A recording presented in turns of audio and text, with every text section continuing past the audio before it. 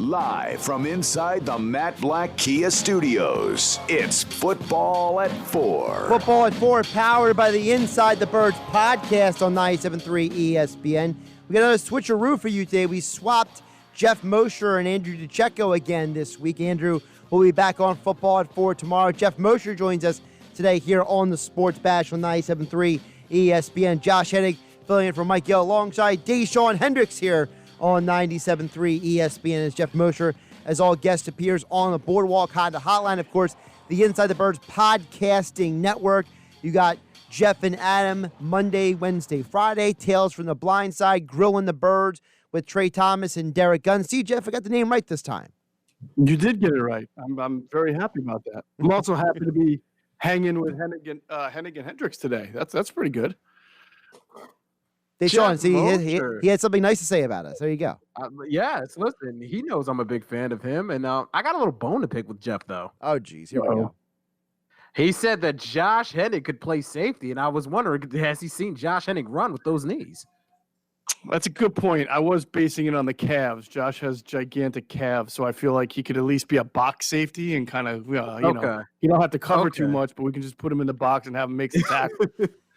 I feel like you were hoodwinked, though, like I was. Like, I saw Josh and thought that he'd be the perfect athlete until I seen him run, and then he looked like he could be on the Eagles in the medical tent. Well, that doesn't surprise me. But Josh does have some stories, as you know, Deshaun, from his playing days. And so if we could just, if we can get like 25% of what Josh used to be in high school, we might have been able to put him out there in the secondary for the Eagles. There you go.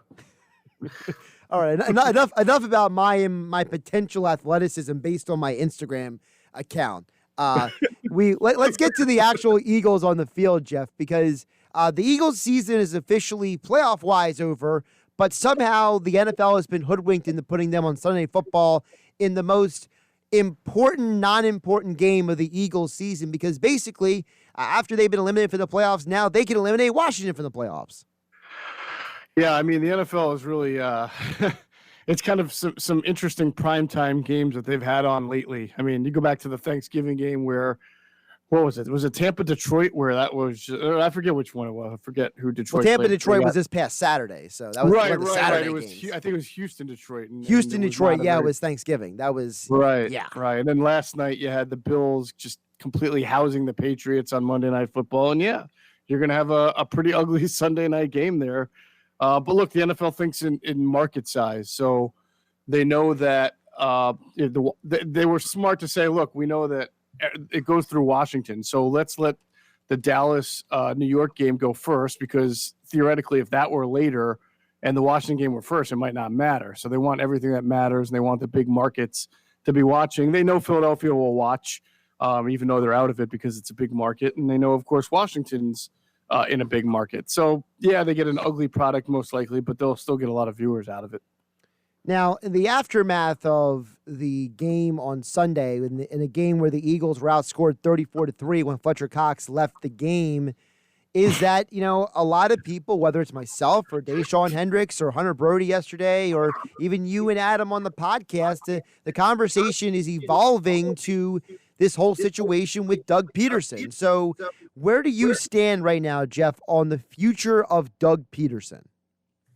I certainly think it's up in the air right now. Not that I think Jeffrey Lurie has not made a decision in his mind. I think Jeffrey Lurie knows what he wants, but that I would imagine that, a lot of what he needs to find out from here on out, it has to be involved in a conversation with Doug Pederson. He may want certain changes to be mandated within the staff or with how Doug Pederson goes about doing things. And if Doug is willing to do it, then it might save his job. If Doug is not willing to do it, that they may have to part ways. But they have to have that conversation first, and I don't think that they're going to have that kind of serious talk until after the season is over. Now, it'll probably happen very quickly after the season, but I'd be surprised if it happened before this season. Before this week here. Jeff, is there a good chance that Doug could be fired? And my premise was that the quarterback question could loom over, because if Doug is really married to Carson Wentz, if you choose to go with Jalen Hurts, which is always up in the air right now, Doug may not want to start over. He may not want to be the guy to lead a rebuild.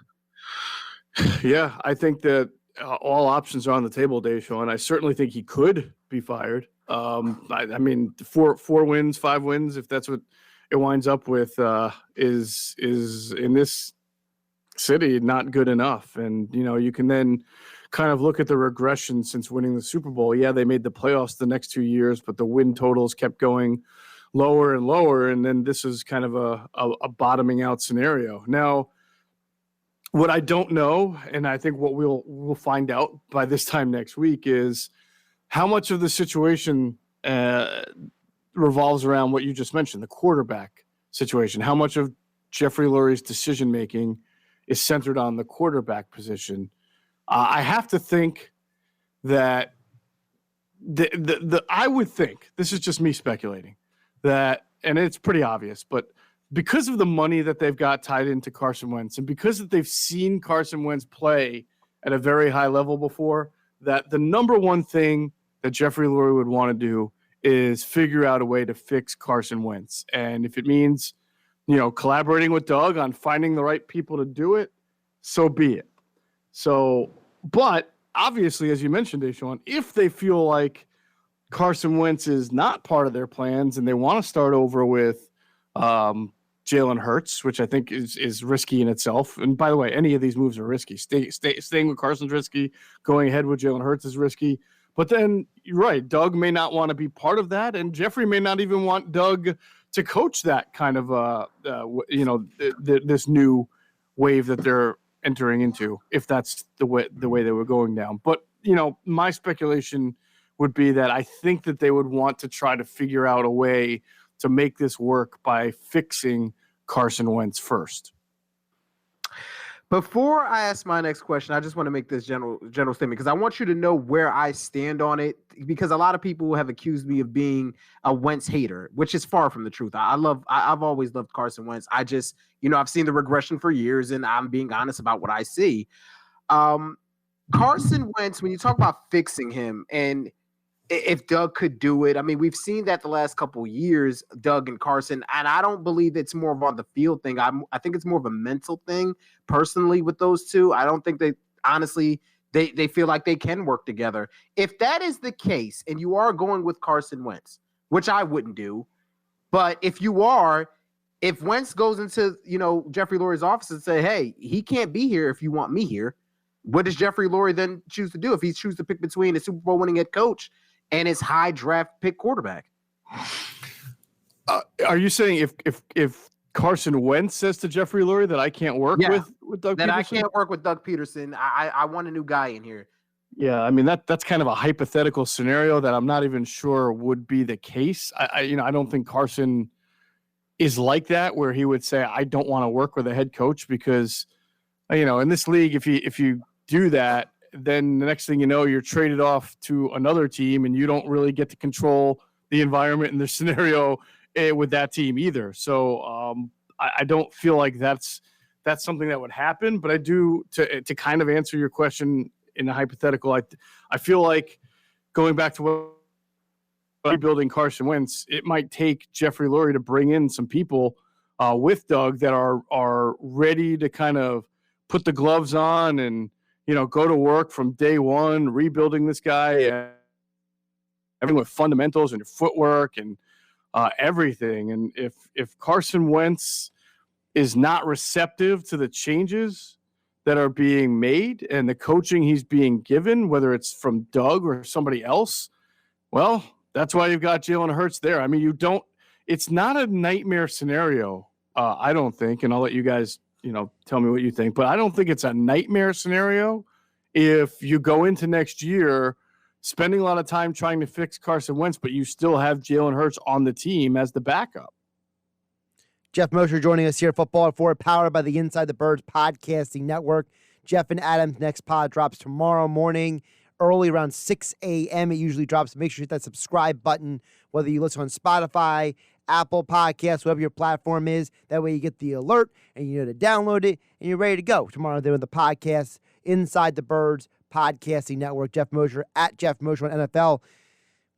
Jeff, my My instinct, though, is to say, do you really want to drag on a quote-unquote quarterback controversy in a city like Philadelphia that has such emotional reactions to every little thing? And considering the fact that Jeffrey Lurie, he is a little aware. He's not obtuse to the fan base. He's never been a guy who totally ignores what the fan base feels. Do you think he would actually allow such a messy situation continuing here in Philadelphia? I mean, if Carson Wentz is rebuilt and playing really well, then I don't think it is a controversy. And like in any team in the NFL, you're going to have some teams invest a little bit differently in the backup quarterback, whether that's bringing in a veteran, as the Eagles have done in the past, or drafting one. Aaron Rodgers had to deal with them drafting the kid from Utah State, whose name escapes me, Jordan Love. Jordan Love, right? So, it's only a controversy if Carson Wentz is playing poorly and they have to call for Jalen Hurts, but that's always going to be the case in this city when the quarterback's not playing well. So I don't think you can take that and say we shouldn't have this scenario because it's going to get ugly in the city. The point is, do what you can to rebuild Carson Wentz. If he's good, then you won't have a controversy. If he's not good, then you've got Jalen Hurts. And listen, Jeff, I have no problem if that becomes a scenario, even if I don't agree with it, because logically, this is a money situation. This isn't just you just get rid of Carson Wentz because of the salary cap implication. So by no means am I just poo-pooing that. But what I would say is that if Jalen Hurts goes out and plays a good game, you win or you lose, whatever, you got 4 games of where, okay, Jalen Hurts wasn't perfect, but he showed you enough to be intrigued by what he could do in this new stage NFL where the mobile quarterback is starting to become more premier. What I would say is that Carson Wentz, it's been reported, I don't know if it's true, I don't believe it, but it's out there, that he struggled because he doesn't trust the organization. They draft Jalen Hurts. They keep starting Nick Foles whenever he got hurt or, quote unquote, 2018, the back injury nonsense. Bottom line is it's been reported that he doesn't fully trust the organization. If there is some merit to, he does not want to come back unless he's the unquestioned starter, there's no competition, yada, yada, yada. Because even if you do bring both of them back, I do believe you at least have to have a competition. Carson Wentz hasn't done enough, in my opinion, in this league to just be given a job after his struggles all this year, especially when your backup proved that he's at least capable of playing in this league. Am I too off the rail with that? Is that something crazy? Well, here's the thing, Deshaun. I get what you're saying, and I respect opinion.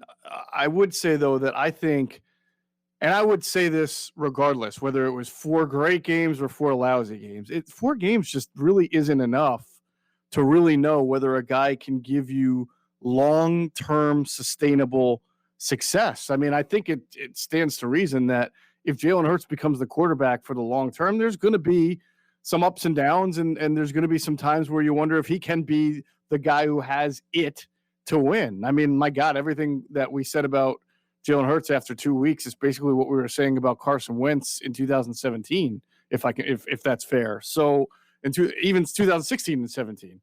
So, and again, Carson doesn't have leverage here. If he doesn't trust the organization, well, he's the one who signed the long-term deal for all that money that has him signed for years and years and years. So I'm sketchy on that report and what it really meant, as if does he not trust how the organization is building around him, or did he not trust whether it was told to him that he was the starter and he's just taking a step back here, and then now he's thinking that they're going to just completely bench him or trade him. I don't know what it is. As you mentioned, it's hard to really understand until Carson says it himself what's going through his head. But I don't see him pulling a power play, and as long as he's given the opportunity to be the starter, and if he's on the team, and if the whole point of the offseason is going to be to find people to help rebuild him, then you got to think that that's done in mind with him as the guy to be the starter until, whatever. If he doesn't play well again, then he gets benched,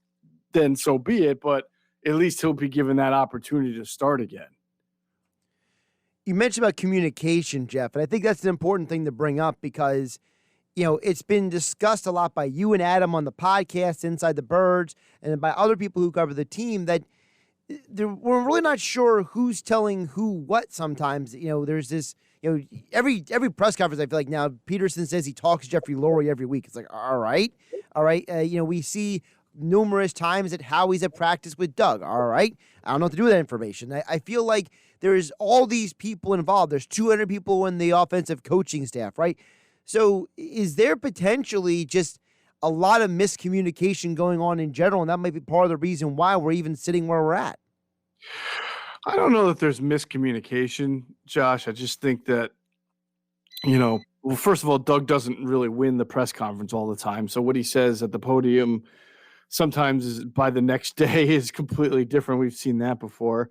And I just don't think the conversations about what they're going to do going forward have happened yet. And so right now, all anybody has to work with is just their own feeling on things. And Doug said on his press conference that he has all the confidence in the world that he's going to be back. And but he also said that his confidence lies within himself. So that to me, it doesn't sound like he's been given the thumbs up already from ownership. It's just that he feels that he's not responsible solely for the problems here, and that he deserves the chance to fix the issues that are going on with the team. Jeff, I just want to clarify, because when I was talking earlier about Jalen Hurts, I meant more so of a quarterback competition rather than just give Hurts the job. Right. So before I put the bow on that, I just wanted to say, so are you against that, a quarterback competition, or are you just on the verge of just saying, hey, Wentz is the guy next year, Hurts is the backup, let's see how Wentz starts out? Yeah, I mean, let's be real fair about what a quarterback competition is, right? That's like OTAs and then training camp, and who knows how many preseason games there are going to be next year. Like, I don't really think that there's a quarterback competition going on almost anywhere in the NFL, other than a few spots. Like maybe there was between Foles and Trubisky this past year, where they clearly kind of wanted to get Foles in there, and they gave Mitch the first few games and then put Foles in. Then they realized they made a mistake and went back to Trubisky, right? So I think that and this is just, it's not even my opinion, Deshaun, it's more like my analysis of it. If the next 3 weeks are spent reshaping the coaching staff and trying to bring in the right people to rebuild Carson Wentz, then I believe that you don't do that unless you plan to have Carson Wentz as your starting quarterback to start next year. And again, if things don't get better after I don't know how many games or whatever it is, then you've got Jalen Hurts in the back pocket. But I do not believe that they would make massive coaching staff changes, keeping Doug and bringing in other coaches to help rebuild Carson Wentz, only to then call it a 50-50 competition and give Jalen Hurts the job coming out of camp. I just don't see that happening. I think Carson would get the benefit of the doubt first to be the starter until sometime at the season where they might feel they have to make the move. Geoff Mosher joining us here, Football at 4, powered by the Inside the Birds podcasting network. You can follow Geoff on Twitter at Geoff Mosher NFL. Jeff, not to ruin all the Carson Wentz, Jalen Hurts conversation, but I did have other Eagles questions for you here on the show. And sure. To start with, I want to know your perspective on, the play of the defense after that loss, because I can't remember a time that one player would cause that kind of ripple effect on a team, because to be outscored 34-3, yeah, your offense failed to score against arguably one of the worst defenses in the NFL, but also your defense just seemed to lose something. Is Fletcher Cox really that much of a linchpin that defense was able to do a little bit to nothing the rest of the game? No, I even said it on the podcast today. I was annoyed, and I still am, about some of the I think the broadcast crew brought it up too a couple of times that, ever since Fletcher Cox went out, the Eagles have been outscored like 24-3. I'm sorry. I know Fletcher Cox is a really good player, but he's not the reason that the defense was hemorrhaging points from the second quarter on. I just think that was way too loose of a connection to make there. I mean, they're obviously having a difficult time in the secondary with Michael Jacquet. and not only Michael Jacquet, some others, but really Michael Jacquet. And if anything, you could say Dallas made the adjustment where they were going to come out and they didn't try to run the ball much in the second half. And they basically gave Andy Dalton some pretty quick reads there. They came right out and scored immediately on the touchdown to CeeDee Lamb. And that was completely a play that they felt that they could win in that situation. And they did. I don't think it had anything to do. I mean, maybe Fletcher Cox is a great player. He can wreck, a game. He can wreck certain plays here and there. But, I mean, you watched that. The Dallas basically did whatever they wanted to do there in the second half. And I don't think Fletcher Cox could have stopped all of it. So then how much of the accountability for the shortcomings of the team in the Dallas game, a game that I think a lot of people will expect to be much more competitive than it was by the end, how much of it falls on the players? How much of it falls on the coaches? Because I have trouble figuring out where that line is sometimes because, I feel like the coaches are still trying. They're out there trying to win, but there are times that maybe some of the players are either just ill-equipped because they're just not good enough, or maybe the players themselves are just maybe starting to mentally check out. Well, I mean, you start with the obvious, right? And you have a practice squad cornerback out there against a really good wide receiving trio. Michael Jacquet is a practice squad cornerback who is asked to be a starter and then asked to match up against, two of the better wide receivers in the league. So, he did fight hard. He did fight hard against DeAndre Hopkins the week before. But eventually guys kind of regress to the mean or come back to, who they are. And what he is a practice squad corner. And Dallas completely picked on that as much as they possibly could. And they also picked on, CeeDee Lamb versus Nickel Roby-Coleman, and Roby-Coleman's not, he's always been a decent slot corner in his career, a pretty good one. Hasn't had a great year this year, but he's certainly outsized by several inches on CeeDee Lamb and was not able to hang with him. Then there were, they were without their three best pass rush. They were without Josh Sweat, they were without Derek Barnett, and then they were without Fletcher Cox. So that takes away a significant part of your pass rush. So I think that personnel certainly had a lot to do with it. Doug Pederson decided to, on 4th and 15, run a play instead of at least trying a 51-yard field goal indoors, or at worst trying to punt and pin them. Thought that kind of hurt them, although I do think they came up with a stop after that. And then the penalties, Josh. I think, would they have 12 penalties for 115 yards? This has been the most under-discussed part of the team's problems over the last 6 or 7 weeks. They have been among the most penalized teams in the NFL. All those false starts. I mean, how many makeable third downs and second downs got turned into second and long and third and long because of those false starts, particularly on Matt Pryor. I mean, I feel bad for Jalen Hurts. He was constantly behind the sticks, and at the end of the game, he's just trying to make some plays because that's what you got to do when you're down double digits. And when you start trying to make plays, right, then you're going to have your fumbles and your interceptions because you're forcing it a little bit. That's a great point. My last thing, Jeff, and by the way, great analysis all the way around. And I want to preface this by saying that if anybody knew what a quarterback competition was, it'd be you. I watched you for weeks when it was Michael Vick versus Nick Foles, and you were my glue to the Eagles all those years ago. So please, I leave that all to you. And by the way, Deshaun, to your point on that was not a quarterback competition.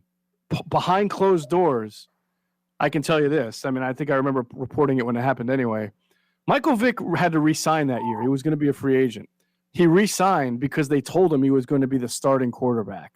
All right. Now, Nick had just, finished the year before. But Chip Kelly did the whole, we're going to have a quarterback competition. Then he had different guys with the first team.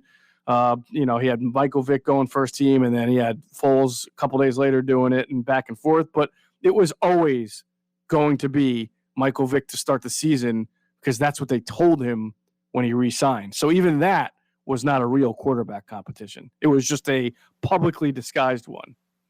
Okay. I mean, again, you would know better than me about all of that stuff because, you were there firsthand. That's why I kind of left that for you to undress. Gotcha. But last but not least, the Howie Roseman thing. Everybody wants Howie gone. Everybody thinks Howie can't draft.